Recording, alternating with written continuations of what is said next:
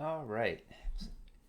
So next what we're going to do is we're going to compute the expected lifetime of a customer conditional upon their having lived for some amount of time. So remember, we just finished calculating the expected lifetime of customers within a particular cohort. But the implicit assumption is that cohort was just born. And what we might want to know is, imagine that we had a customer who lived for, say, 3 months. What's the expected future lifetime of that customer, given that they lived that long already? And the key to cracking this is basically exploiting a basic formula for conditional expectations. The probability of A given B is equal to the probability that both A and B happen, divided by the probability that B happens. And in this particular case, what we're looking for is the probability. Again, to get expected lifetime, we just need that column of churn time probabilities. So in our case, A is going to be the probability that the churn time is some time, let's call it T1, given the customer is alive at some time T2. So those are my two events. And so just kind of wrote using that formula, this is going to be equal to the probability that the churn time is equal to T1 and the customer is alive at time T2 divided by the probability that the customer is alive at time T2. So if we're thinking about a customer that has lived for 3 months, then T2 would be 3, and we would want T1 to be all the possible months.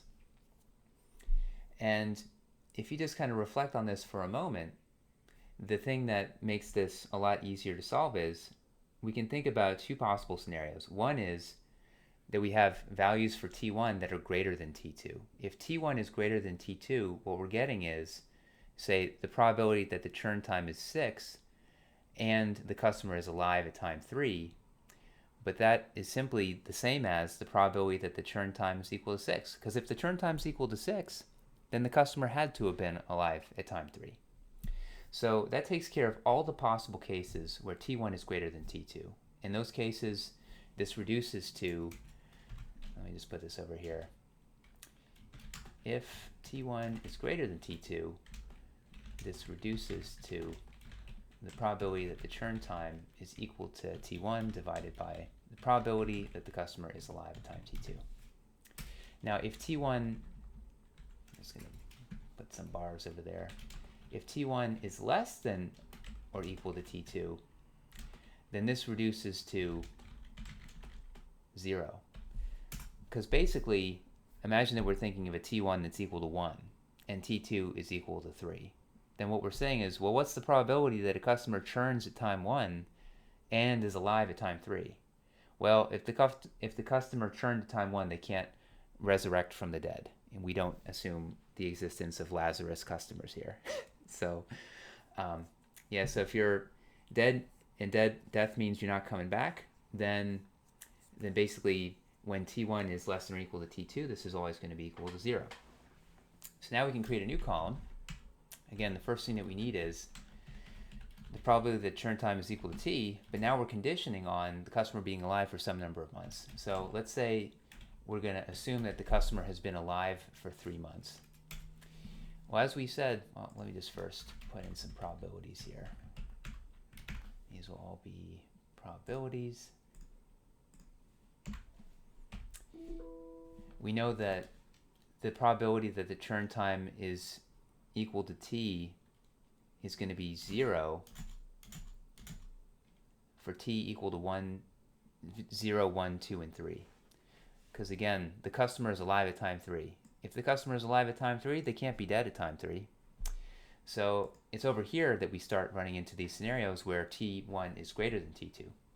And as we had shown over here, all we need to do is take the probability that the churn time is equal to some value and divide it by the probability that the customer is alive at time T2. But here T2 is equal to 3, so we just fix this like so.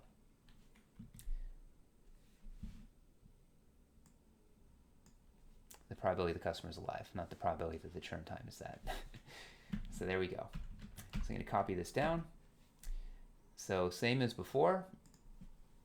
Now, the only thing that we have to take into account now is the fact that the probability that the customer churns at some time within the first 10 years is equal to about 83%, which means that everyone else, all 17.5% of the cohort of people who live to month 3, they'll still be alive by the end of the 120th month. So again, this is why we need this cutoff point. Over here, we could see 11.6% of the customers who were newly born would still be alive after month 20. And in the same way that we just did in column K, we can see that that is equal to 1 minus the probability that they churn sometime in the first 10 years.